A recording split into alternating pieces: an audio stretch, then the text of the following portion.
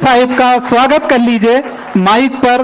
रोजमर्रा की बोलचाल में अच्छी कविता और इतनी तेजी से इतना फिल्मदी तौर पर लिखने का वो हुनर जानते हैं कि जिस तरह लोग बातें किया करते हैं वो उसी तरह से अपनी रचना को तख्लीक किया करते हैं। अनिल बोहरे साहब माइक पर।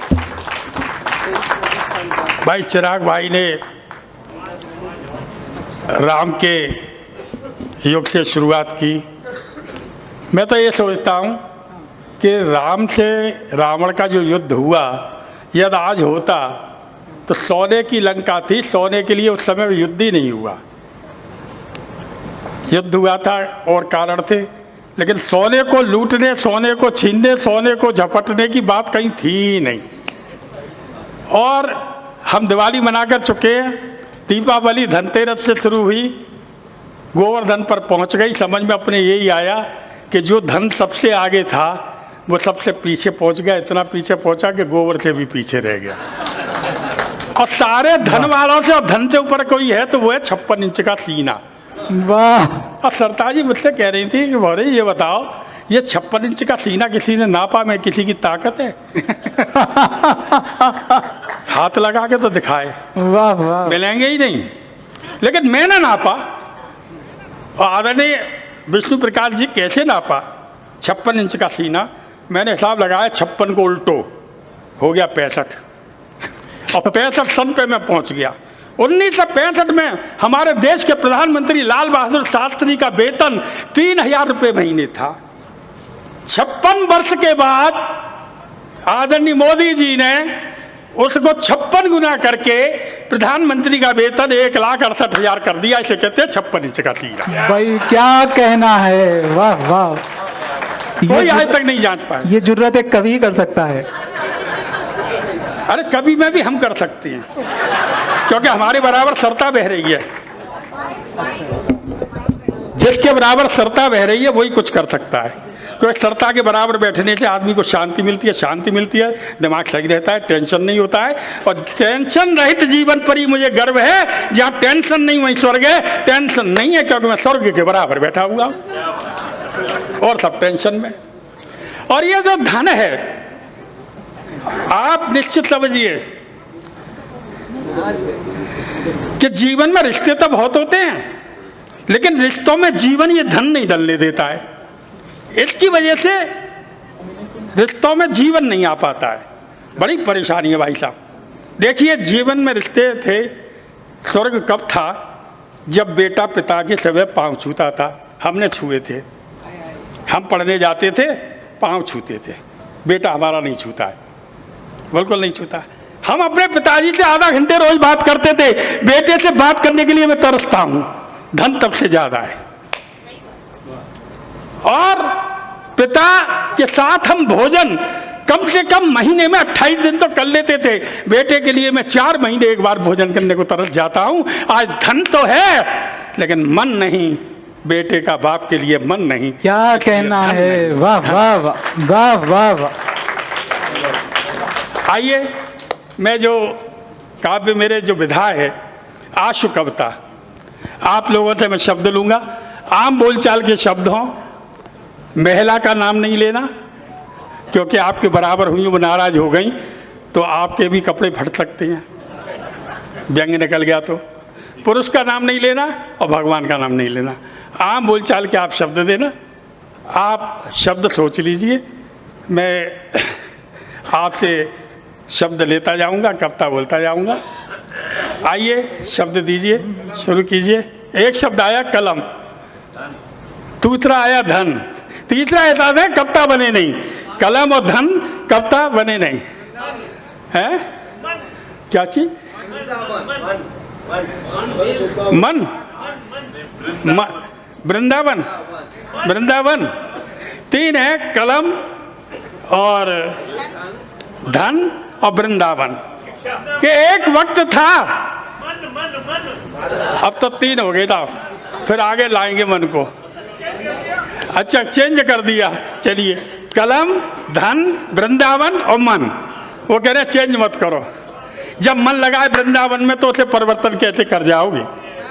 जब मन लगा है वृंदावन में तो परिवर्तन कैसे कर जाओगे, और लाखों कमा लेना तुम छोड़ नहीं पाओगे। तुम्हारे पूर्वज थे कि कलम से धन का एक एक पैसे का हिसाब लिखते थे, शाम को विद मिलाते थे, थोड़ा कमाते थे फिर भी बचाते थे। आज बेटा लाखों कमाता है लेकिन कुछ नहीं बचा पाता है, क्योंकि उसका लिखा हिसाब कहीं मिल नहीं पाता है। या बाप पूछे तो बाप पर आंख दिखाता है, बाप पर आंख बहुत अच्छा है, लेकिन कुछ नहीं बचा पाता है। बहुत अच्छा है।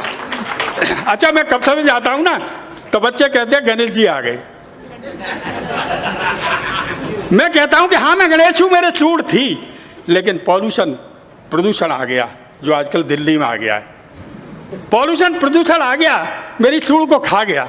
यह प्रदूषण पृथ्वी पर दिनों दिन बढ़ता जा रहा है, ओजोन परत में छेद करता जा रहा है। ओजोन परत का छेद लगभग 10,000 किलोमीटर का हो चुका है। ओजोन परत वह परत है जो सूरज के ताप को धरती पर आने से रोकती है। जैसे जैसे ये छेद बढ़ता जाएगा, सूरज का ताप पृथ्वी पर चढ़ता जाएगा, सूरज का ताप पृथ्वी पर चढ़ता जाएगा, आदमी सिकुड़ता जाएगा। जितने मोटे हैं पतले हो जाएंगे, पतले पृथ्वी से गायब हो जाएंगे। वाह वाह, इसलिए पतलो अपना अस्तित्व बचाओ। बहुत अच्छा। खा पी का निर्भर की तरह से मोटे हो जाओ। मोटापा गुणों की खान है, मोटा व्यक्ति महान है। मोटे व्यक्ति की पुलिस की निगाह में बहुत इज्जत होती है, क्योंकि एक पुलिस वाले ने बस को रोककर पूरी बस को चेक किया, हमको छोड़ दिया। हमने बुलाया, ए भाई अपने समझ नहीं आया, तूने सबको चेक किया, हमको छोड़ दिया, बोला मोटे हो तो मोटापा क्या कोई कैरेक्टर सर्टिफिकेट है? बोला मोटा व्यक्ति सफर में अपराधी हो नहीं सकता है, भाग नहीं पाता, इसलिए गलत बाल संग में ढो नहीं सकता है। और मोटा व्यक्ति कानून को फेल कर देता है। हम दिल्ली में बैठ के जा रहे, मोटे आदमी की मोटी बुद्धि होती है। आदरणीय विष्णु प्रकाश गोयल जी ड्राइविंग सीट पे थे, उन्होंने बेल्ट बांध रखी थी। हमारे को कानून की समझ में नहीं होती, हमने बेल्ट नहीं बांधी। जैसे ही दिल्ली पुलिस ने हमको देखा, माथे पे खिंच गई तनाव की रेखा, दौड़ता भागता चिल्लाता आया, बोला जुर्माना। हमने कहा का श्रीमाना? बोला बेल्ट नहीं बांधी है, मैं तू बांध के दिखा दे। जितना लगाना है लगा दे। उतने साथ में लिया एक और सिपाही, तीनों ने की पूरी ताकत लगाई, बेल्ट बंध नहीं पाई। जुर्माने की हो गई विदाई, कानून की हो गई छपाई। मोटे हो जाओ मेरे भाई। बहुत अच्छा है। पर आप कहेंगे मोटापा स्वास्थ्य के लिए हानिकारक है। मैं जानता हूं, पहचानता हूं, मानता हूं मोटापा स्वास्थ्य के लिए हानिकारक होता है, पर यही मोटापा जो मेरे स्वास्थ्य के लिए हानिकारक है वो देश के स्वास्थ्य के लिए लाभदायक है। वाह वाह। मेरा मोटापा जैसे हो वैसे मुझे पतला बनाओ। मेरे हिस्से का मोटापा मेरे देश के हिस्से में लगाओ। मैं पतला हो गया, मेरा कुछ नहीं बिगड़ पाएगा, लेकिन मेरे देश के नौनिहालों का भविष्य सुधर जाएगा। यदि मेरा देश मोटा हो गया तो मेरे देश के नौनिहालों का भविष्य सुधर जाएगा, मेरे देश के नौनिहालों का भविष्य सुधर जाएगा। लेकिन आप तो अपने नौनिहालों का भविष्य इसी में लगाएंगे। किसी को इंजीनियर बनाएंगे, किसी को डॉक्टर बनाएंगे।